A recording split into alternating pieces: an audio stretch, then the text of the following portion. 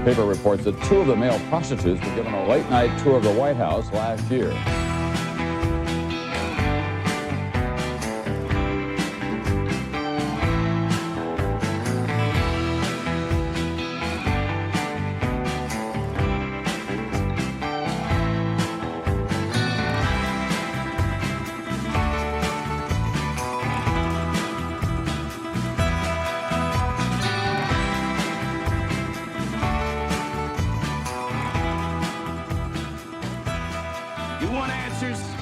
Entitled. You want answers. I want the truth. You can't handle the truth. Hi, everybody. My name is Nick Bryant, and welcome to the Nick Bryant Podcast. My guest today is Ari Ben-Menashe. He is a former intelligence agent for the state of Israel. And how are you doing today, Ari? I'm fine. And good to be with you. Good to be with you, too. So, I read Ari's book, Prophets of War, and he has one hell of a story to tell. We're not going to be able to get into the entire story in this interview, but it's an amazing book, and anyone that's interested in how intelligence operates or intelligence agency operates, I strongly suggest that you get this book. So, Ari, in 1977, you joined Israel's Military Intelligence Directorate. Correct. And this is after a military service in military intelligence. Okay. And I joined as a civilian. At that point, you were a civilian. And now, you got yourself into some trouble by being ethical. And I don't know if intelligence agencies are the best places to be ethical, but in your book, you come across as a very ethical person that's enmeshed in some very dark machinations. And I tried to do the right thing. Try. In September of 1986, you gave information to a Time correspondent, Raji Samgamati, about weapons shipments to Iran organized by Richard Secord, Oliver North, and Albert Hakim, which later became known as the Iran-Contra affair. Time was unwilling to publish your disclosures, but they were published by a Lebanese newspaper. The Time correspondent, Raji Samgamati, later said the information you gave was corroborated by Congress. And also, a Pulitzer Prize-winning journalist Seymour Hersh and others have revealed that you were involved in the transfer and sale of military equipment and weapons from Israel to Iran. And in 1989, you were charged with attempting to sell 3 military aircraft to Iran, which is a contravention of the U.S. Arms Export Control Act, and you were looking at $1 million fine and or up to 20 years in prison. Could you tell us a little bit about that? I was charged with attempted arms sales to Iran, and I was arrested in the United States, and after a year, I was acquitted after a 7-week trial. And do you think that your arrest was basically because of your interview to the Time correspondent? There were several reasons for my arrest. At the time, I also, on behalf of the Israeli government, had just met Arafat in Tunis. There were other issues involved as well. Well, you said that your arrest was politically motivated, and because you had threatened to expose what the U.S. government had done with stolen promise software if the U.S. did not cease providing Saddam Hussein of Iraq with chemical weapons. And could you tell us a little bit about that?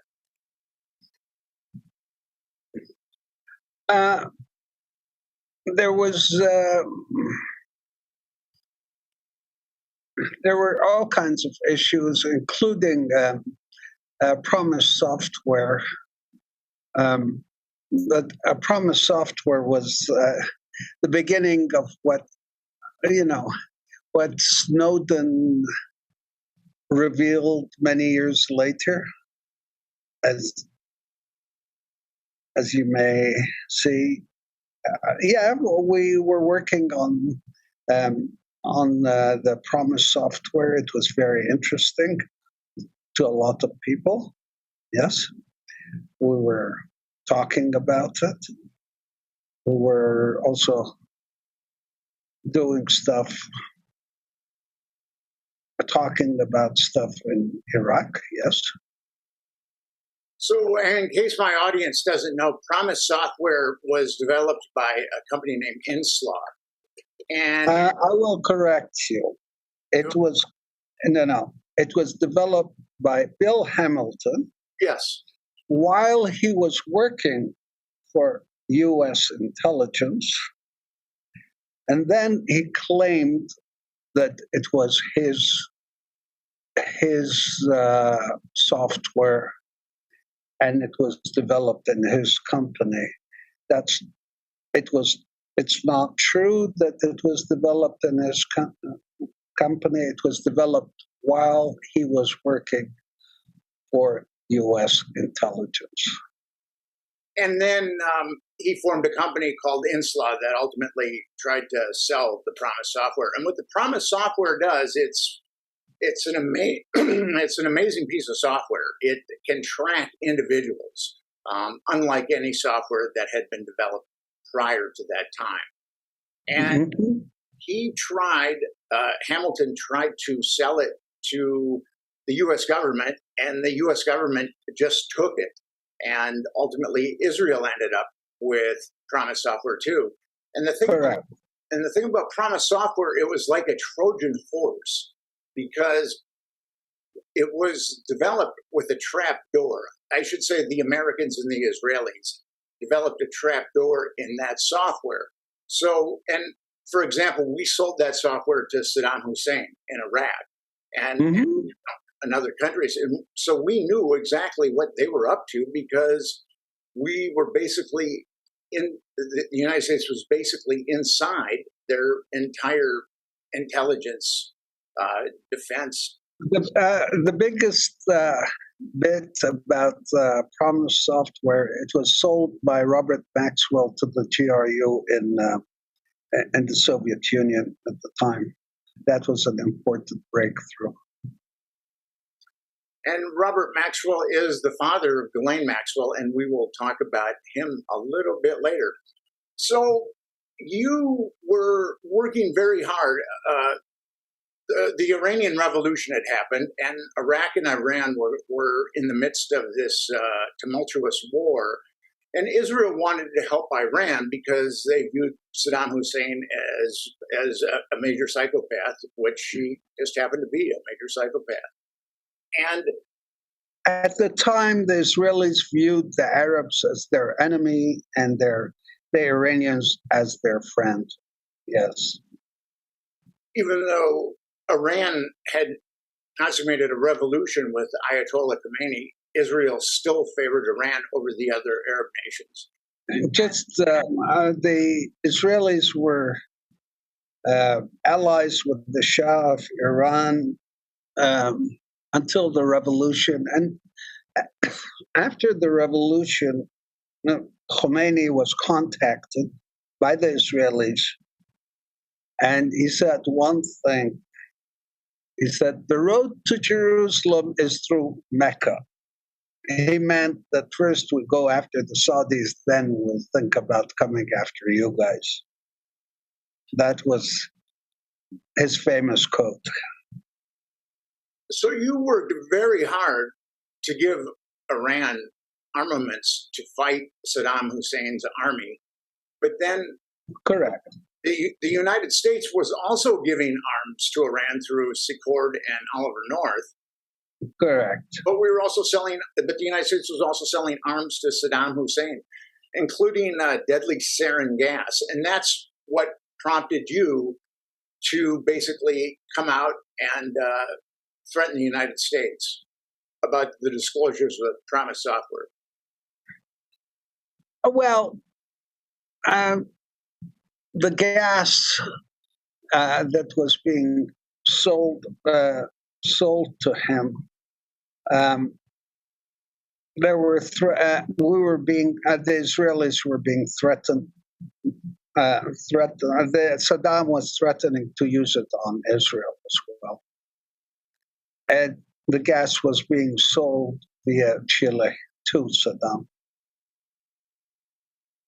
So you threatened to out the United States on Promise Software because you were appalled that the United States was selling sarin gas to Iraq.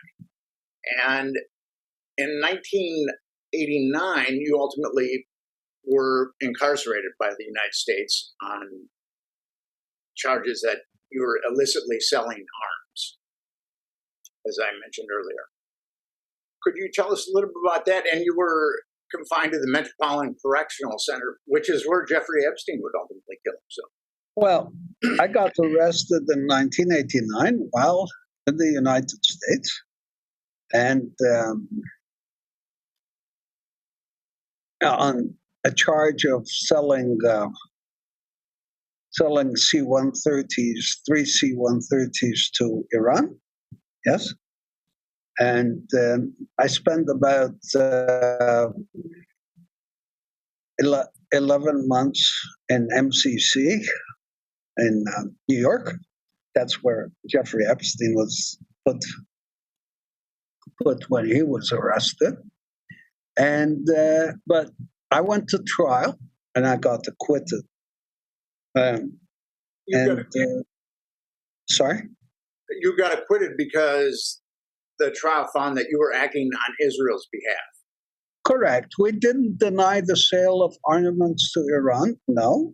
We actually gave the amount, how many, if I remember correctly, how many billions of dollars of arms that were sold to Iran during a period of from 1980 to 87, 88. Yes. Quite a bit of arms were sold to them by the Israelis. And we just said it was the Israeli government with approval from the U.S. government. I wasn't doing it on a private basis. We didn't have the arms parked in my backyard. We didn't park the C-130s in my backyard. They belong to the Israeli government. The C-130s would actually be very difficult to park in someone's backyard, unless they had a very That's correct. backyard. So when you were awaiting your trial in MCC, some Israeli lawyers came to you and said, basically said, why don't you plead guilty to this and then we will take care of you? But you eschewed their suggestions. And you decided to go to trial. Well, I wasn't going to plead guilty to something that I wasn't guilty of. And I thought it's time to get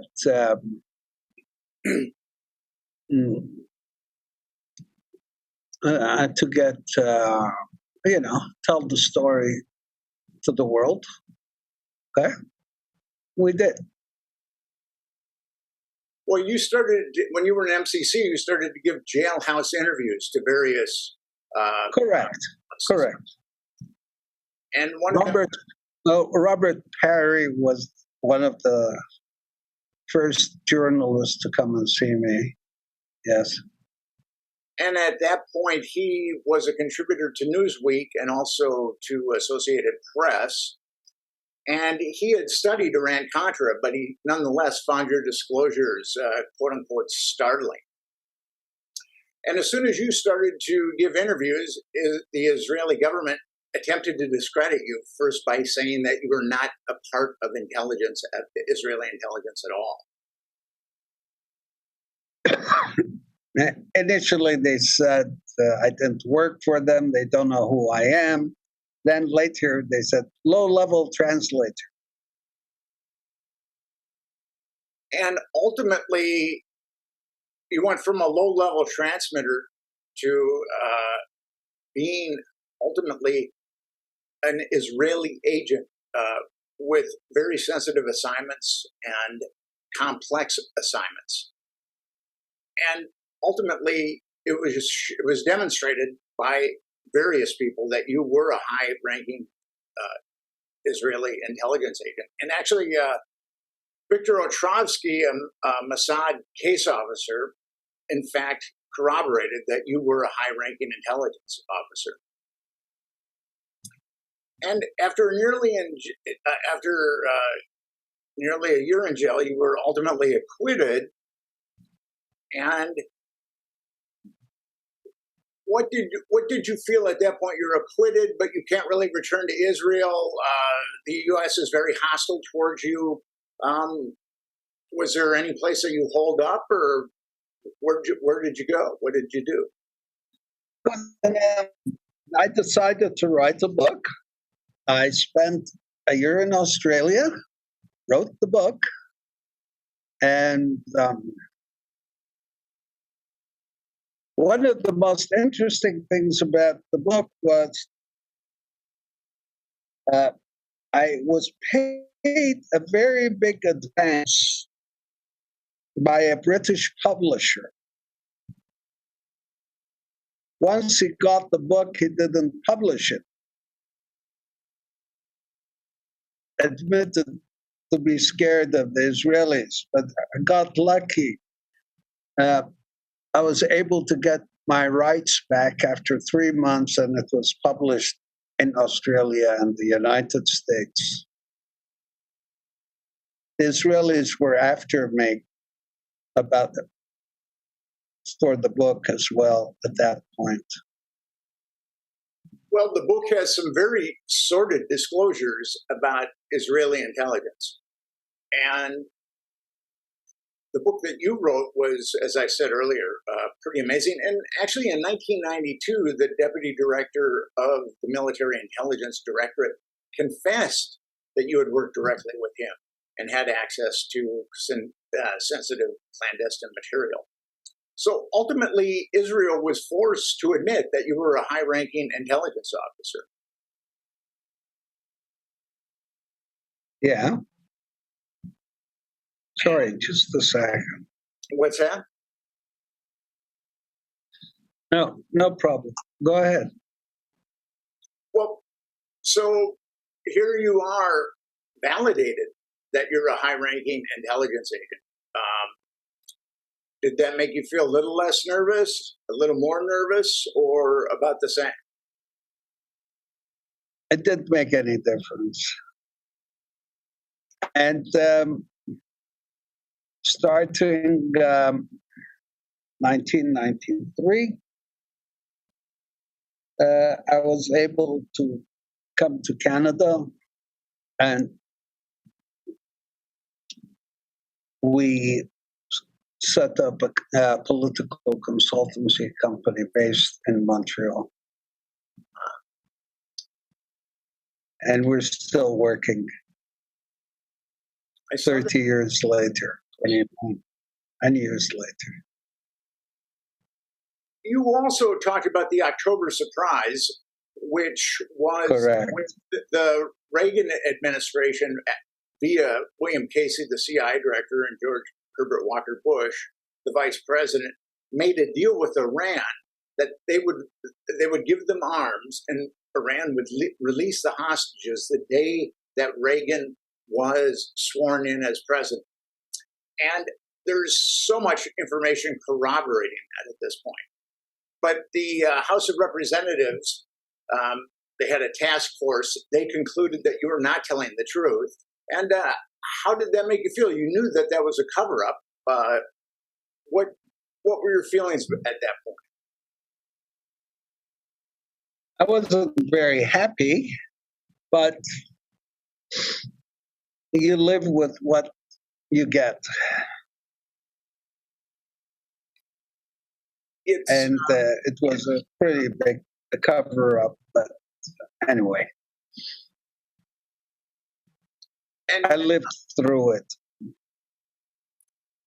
And now multiple sources have corroborated the October surprise. So you've been proven to be right. The book that you wrote has shown to be right on a number of things. History has basically exonerated you. And then you were exposed. By the way, the book was, I want to make a point here. The book was initially published in 1992. It was republished 2 years ago. It's still relevant now for Middle Eastern history. Oh, definitely. I read it, and as I said, I was pretty blown away by the information that you disclosed. A lot of it I knew already, but you disclosed it from a point of view that I'd never had before. That's what makes your book very special. Now, you were exposed to Robert Maxwell, the father of Ghislaine Maxwell, and a media mogul, and also a Mossad agent. Could you tell us a little bit about your initial interactions with? He was not a Mossad agent. They keep on calling him a Mossad agent. Okay. He was working with military intelligence. Okay. He was working with military intelligence. You have to differentiate between the Mossad and military intelligence. So you met him. What were your thoughts about this media mogul, Robert Maxwell, who was also a Israeli intelligence agent?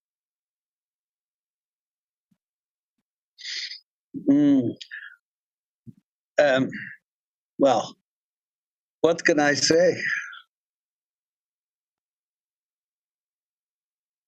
Not very ethical.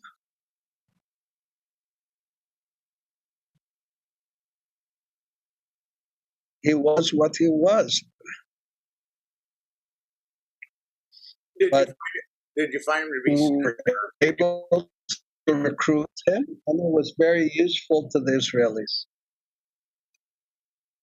And from what I gathered, he was recruited through sexual blackmail. There was a hotel in Israel where he stayed that was wired for audiovisual blackmail, and that's how Israeli intelligence. Who was recruited for sexual blackmail? Sorry? What were you saying? I said, from what I understand, Robert Maxwell was sexually compromised. He stayed in a hotel in Israel that was wired for audiovisual blackmail. That's the information that I don't. I'm not sure of that. Robert Maxwell was recruited because he was recruited. It started out with his foreign editor at the time, a fellow called Nick Davies, and then from there I met Robert Maxwell, and he was happy to work with us. We didn't need to do anything to recruit him. This idea that he was sexually blackmailed, I don't know anything about. I'm just going by sources that I have, that I've read. So you're the man in the. No, he was not.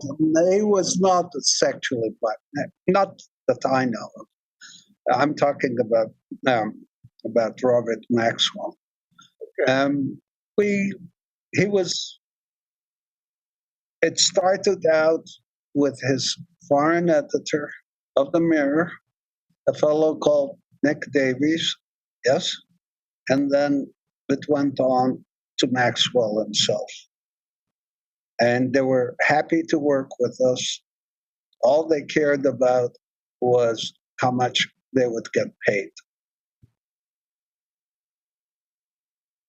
And Maxwell, at that point, he had been a parliament member and he was a media mogul. And he Yes, that's right. Sorry? He was in charge of a huge pension fund from his publishing empire. Mm-hmm. But he wasn't financially. He was not doing well. He pretended. He needed the Israelis more than they needed him. Did the Israelis plunder that pension account that Maxwell was overseeing, or was that just solely Maxwell? Sorry? Did the Israelis plunder that pension account that Maxwell was in charge of, or was it just Maxwell who was plundering that account, stealing money from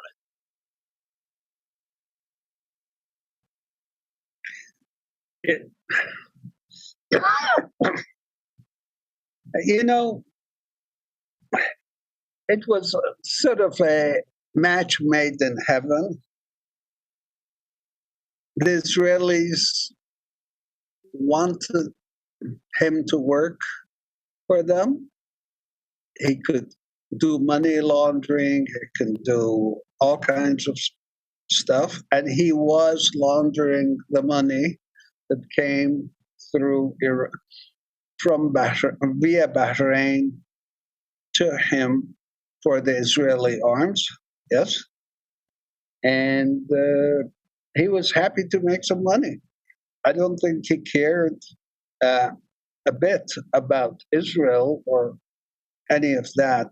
He pretended that he was a big Zionist. He was not. He was exposed as an Israeli intelligence agent in October of 1991 by two members of parliament, and that gave the media carte blanche to start digging into his past. And he died mysteriously. He fell off his yacht mysteriously about a month later. And you say that he attempted to blackmail Israeli intelligence, and that was his retribution. Well, he, for some reason, lost our Israeli money. We believe he tried to help Gorbachev at the time, yes? Yes. And we came along and said, we want our money back. And then he steals his pension funds and gives it to the Israelis. At that point, his own people turned on him. That's when he was about to get arrested in the UK.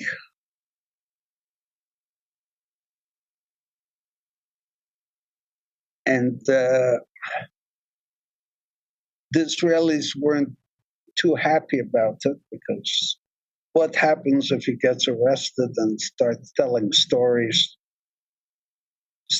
about what he was doing, yes? Mm-hmm. Other people weren't very happy about it either. Somehow he fell off a yacht, his yacht.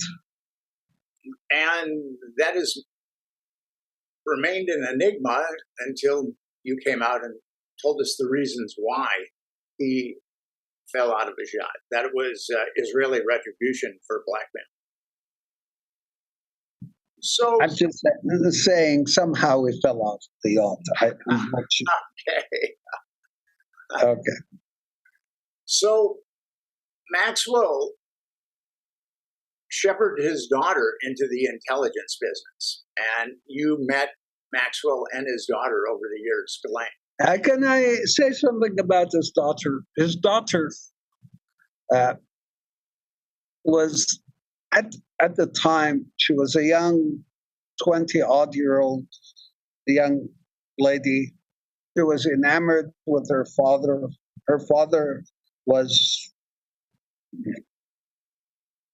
happy, and he matched her up with a nice Jewish boy from New York called Epstein, who was also a young, good-looking guy at the time. And that's how it all started, the Epstein saga and her. And you were very impressed with Jeffrey Epstein when you met him. He was who he was. Wasn't very happy.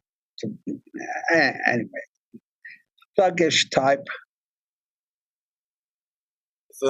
Thuggish? Thuggish type. Oh, okay. And Maxwell not only brought his daughter into the intelligence fold, but also brought Epstein into the intelligence. No. First, he brought Epstein, and his daughter went along with Epstein. Oh, okay. And you didn't think very much of Epstein when you met him. No. I didn't want to have anything to do with him or any of that. No. But Maxwell went around and introduced him to people in Israel at the time. Maxwell had access to people, intelligence people in Israel. Yes. And then Ghislaine Maxwell and Jeffrey Epstein begin their sexual blackmail operation. And you maintain with the purpose of blackmailing U.S. politicians and public figures. Could you give us a bird's eye view of that, if you can offer a bird's eye view? Well, there are some intelligence agencies that think by blackmailing people, they can control events. The Israelis were one of the examples I always give, were very scared of Clinton when he first got elected. They thought he's going to force Israel into an unwanted peace deal with the Palestinians, just like President Carter forced the Israelis to give back quite a bit of the Sinai to the Egyptians. Yes? So they wanted some sort of control over President Clinton. In comes Jeffrey Epstein. And the way he met President Clinton was he was introduced to him by Prince Andrew. And then the story moves on. Prince Andrew was used as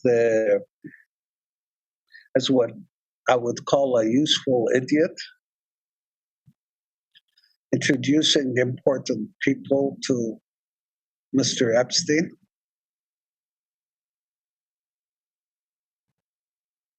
Well, he's certainly an idiot. I imagine that he's not too useful at this point. And not at this point, but at the time, he was the son of the Queen. He knew people. I've always thought that there was too much royal inbreeding, which is manifest by the lack of gray matter with certain European royalty. Well, I won't comment on that, but I'm just saying that he was the useful idiot that helped Jeffrey Epstein and his girlfriend to get to important people. And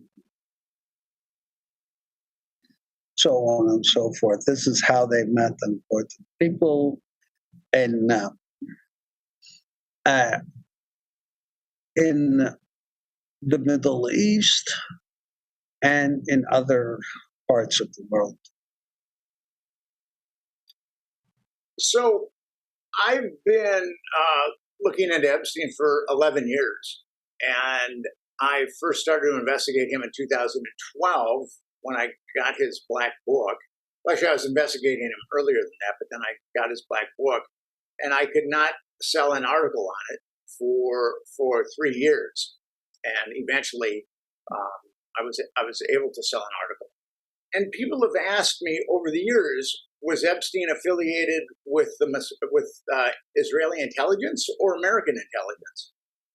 And I've often believed, would American intelligence allow Israeli intelligence to compromise politicians in America?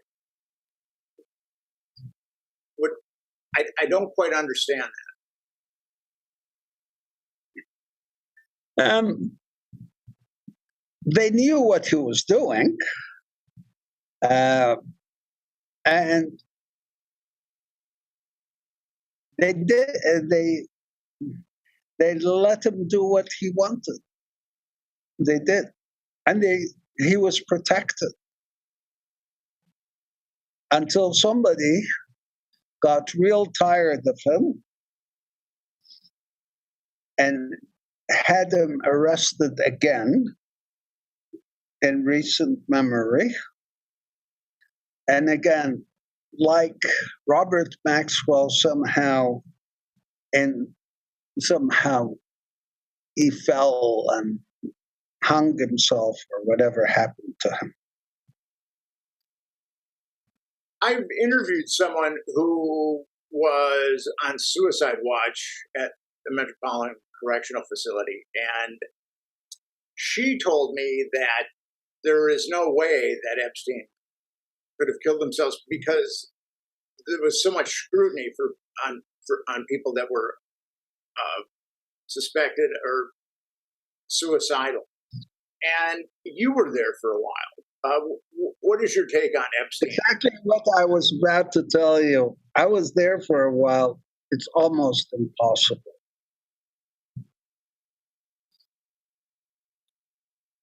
And could you embellish that a little bit for us? In the cell, it's almost impossible. And why do you think that it would be impossible to hang yourself at MCC?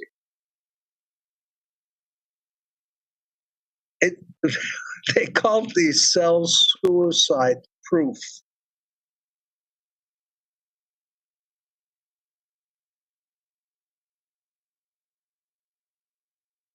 Okay. So American intelligence is cool with Israeli intelligence blackmailing American politicians. That's basically what you're telling me. No, I'm not saying that. I'm just saying that they allowed Mr. Epstein to operate in the United States for a while, but he also operated outside the United States, and they were happy with that because they got some stuff they needed from him from outside the United States. But he wasn't only operating in the United States. So American intelligence was aware that Jeffrey Epstein was blackmailing people of power. And Of course there would be. Absolutely. So would they get a cut of the intelligence that Epstein acquired? I mean, would the Israelis share that with American intelligence? Yes, they did. That's what I've always thought, that if Israel was in fact involved, that they were sharing that intelligence. Now, Bill Clinton would not be a hard guy to compromise. He has a pretty extensive criminal background, going back to Mena, Arkansas. So I'm pretty confident. Well, go ahead. The Israelis weren't, they wanted to make sure that he doesn't do what they didn't want him to do. And on top of it all, later in the years, they even sent Monica on him. That was part of a compromising thing too. Operation to remember who her father was, and so on and so forth. So Monica Lewinsky was part of a Israeli compromise operation? Yes. Could you expand on that? I've never heard that before.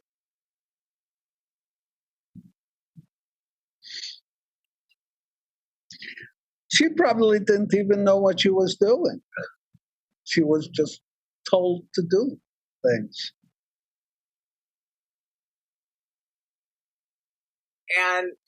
And she was reporting back.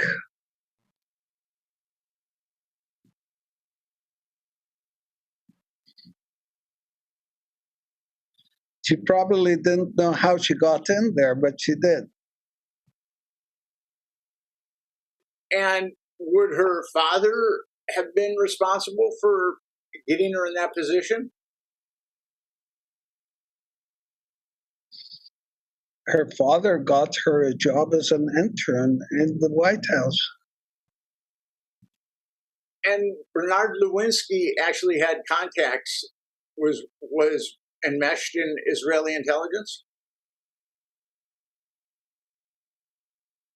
He had good contacts in Israel, yes.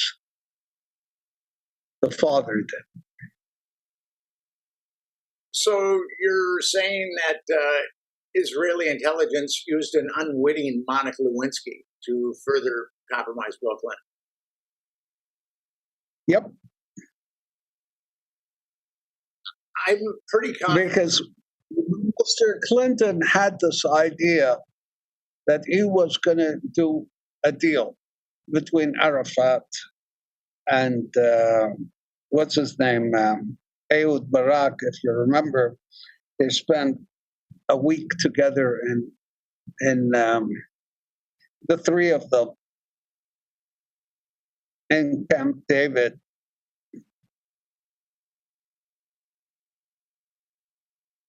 And Ehud Barak was one of the pedophiles that Jeffrey Epstein pandered underage girls to. I find that to be very interesting. That the prime minister of a country could be compromised that way, as Clinton was compromised.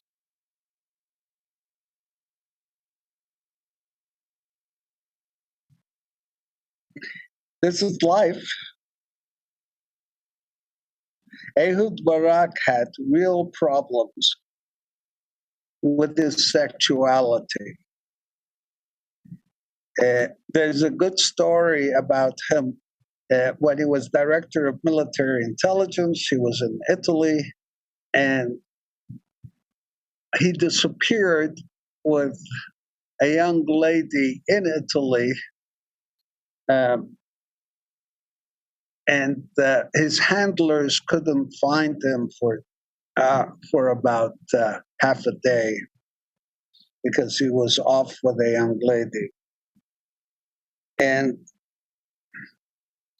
at that time, being on a intelligence mission, exchange mission with the Italians, to disappear for a half a day with a young lady in Italy was probably not a good idea.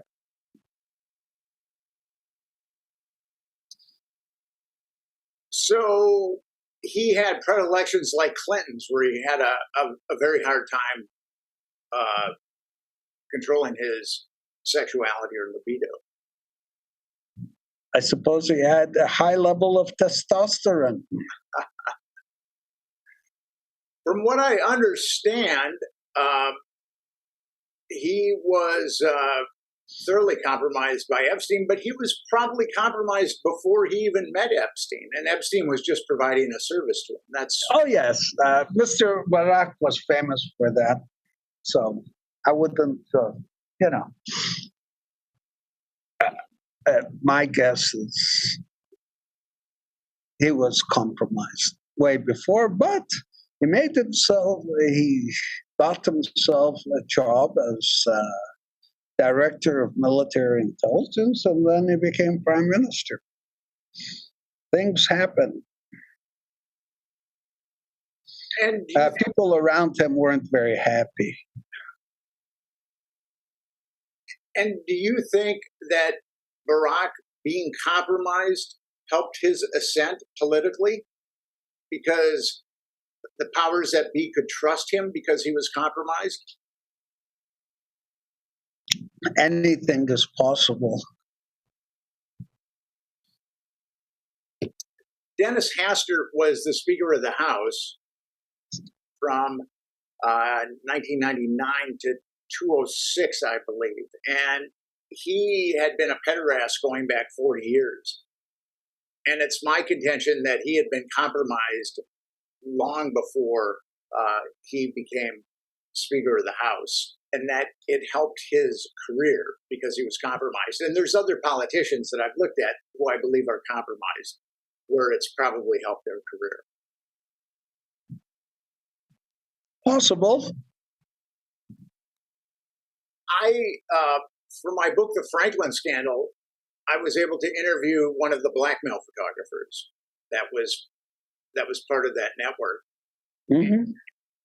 And he explained to me that once you're compromised, it's like you're on a yacht, not Robert Maxwell's yacht, but a different type of yacht, and and everybody can have whatever they want. Everything is provided to them. It's a beautiful sunny day. You're on this yacht, but if you decide to get off the yacht, the people on the yacht are going to make sure that you drown. That's how I kind of look at political blackmail.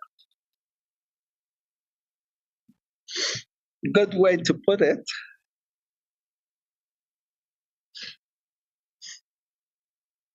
And in 2008, Epstein was indicted on one count of adult pandering and I believe one count of child pandering. And he went to Israel shortly after he was indicted. And was he asking that the Israelis call in markers for him so he didn't have to go to prison? Well, he was he was asking for help, and he got it. He didn't go to prison at the time. He sort of went to, it was he didn't do any hard time. He was fine, I think. But slowly, over the years, people got tired of him. Once the lawsuits started, people started getting scared that he'd start talking. The Israelis weren't happy with what was going on. And, his time was up.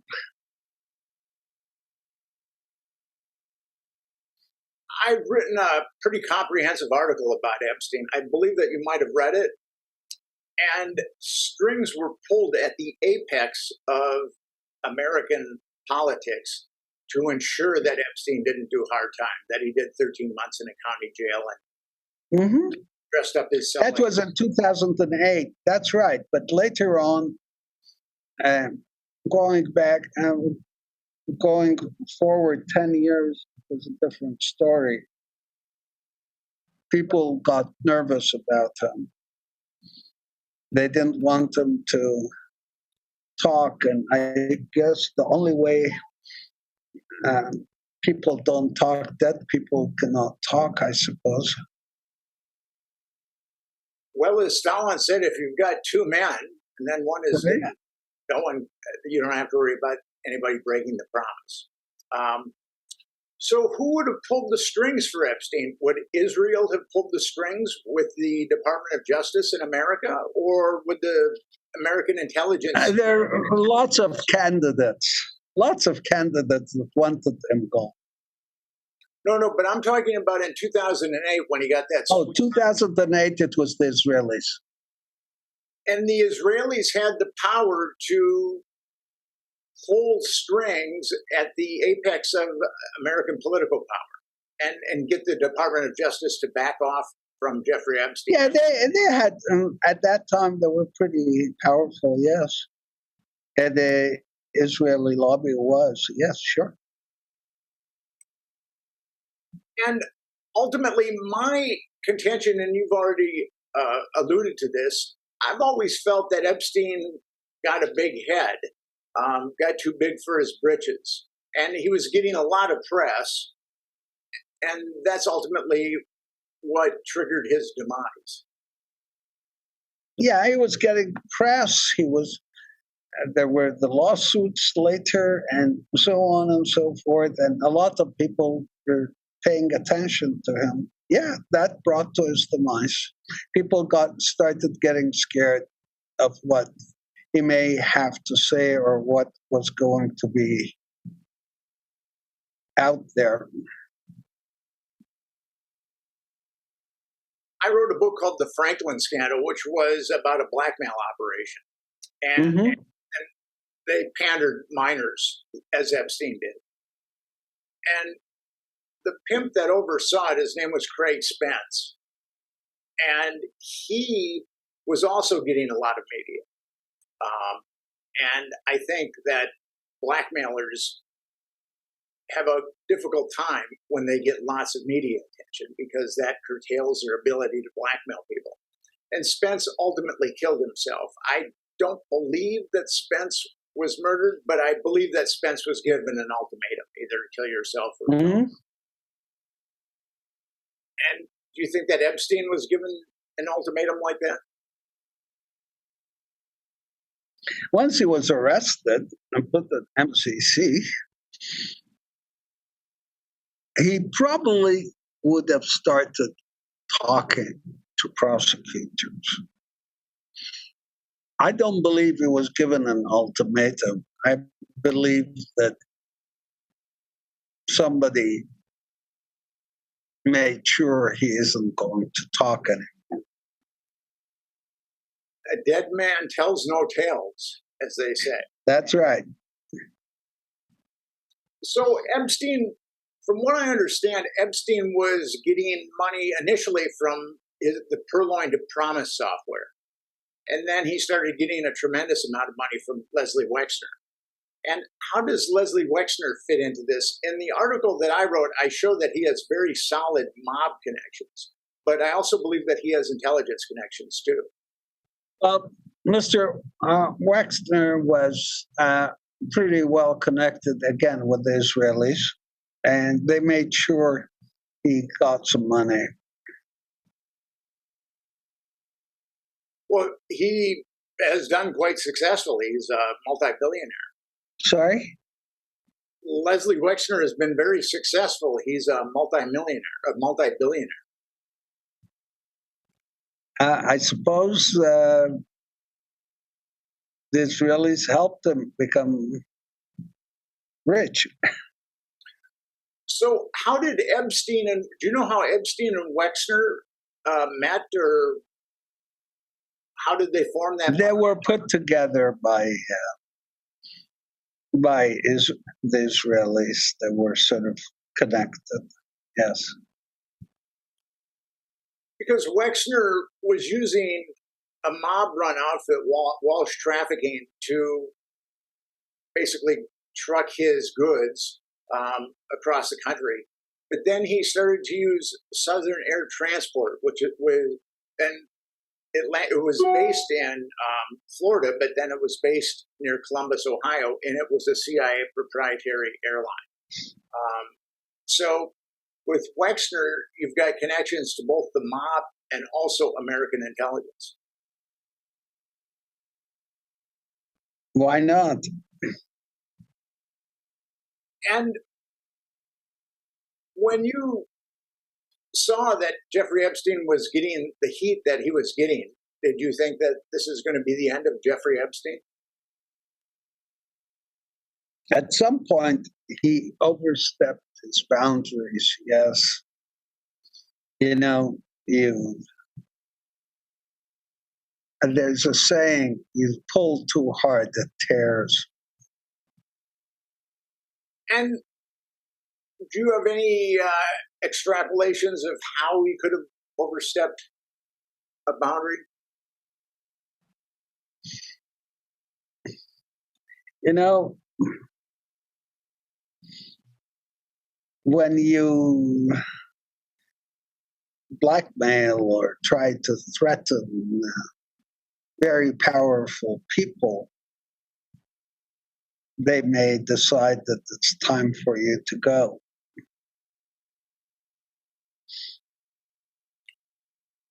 And maybe the blackmailer also might have decided that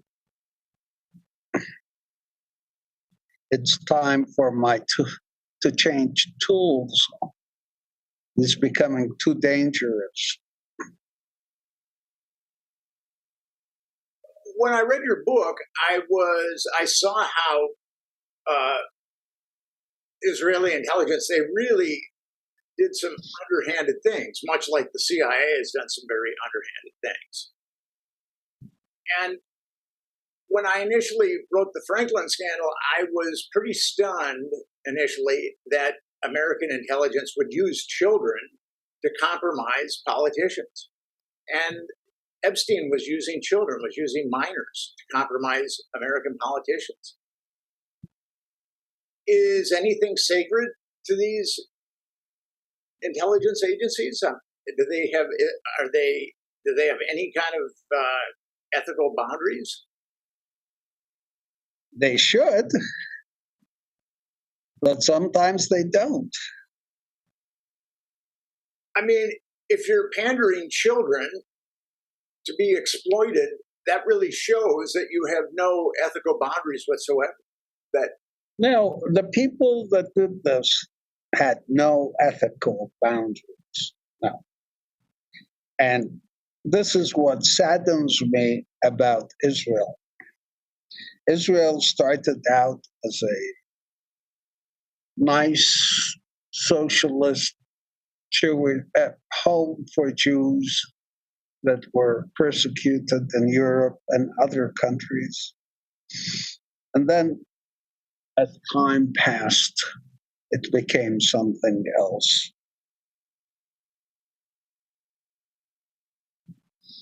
And that cabal of intelligence in Israel that blackmails people, they have a substantial amount of power compared to the politicians. That's what I concluded about the intelligence cabal that blackmails in the Franklin scandal, that blackmails politicians. That they kind of call the shots in many ways about what the country will do. Yeah, that's what they do. They become very powerful because they have information about a lot of people, and they can blackmail people. And yes, sure. Americans don't realize that a substantial part of their political system is dictated by blackmail, as Israelis probably don't realize that too. I mean, why do you think that there's so much denial there about the blackmailing of our politicians?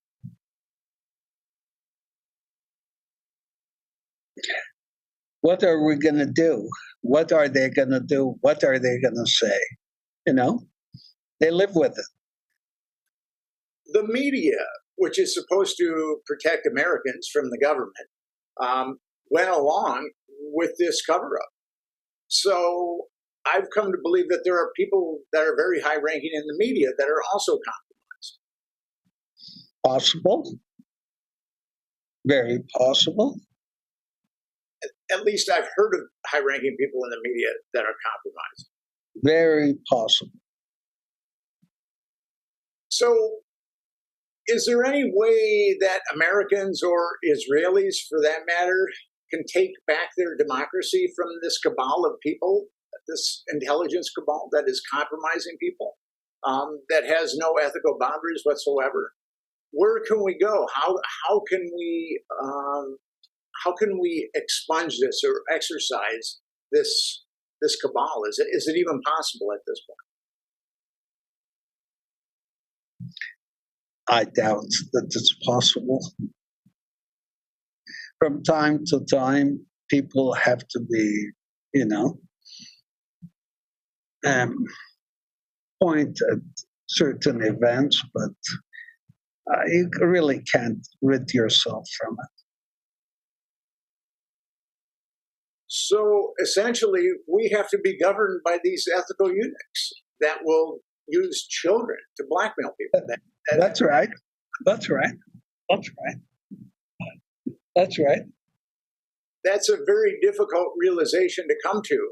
When I was pitching the Franklin scandal to editors and publishers, I would look into their eyes, and I would look at and I could almost see their cogitations. They would say, "This is a horrible story that Nick Bryant is bringing us. It's about children being used to compromise politicians, and then the cover-up. And this is a horrible story. Either I have to help Nick Bryant get this story out, or I can just write Nick Bryant off as crazy, and then I can go home tonight and watch television and eat dinner with my kids and not think anything else." Well, I would get these stories out to make the public aware of them, as long as they're verified. Yes, and in the Epstein case, it was clearly verified. But I don't think it would stop. It can stop.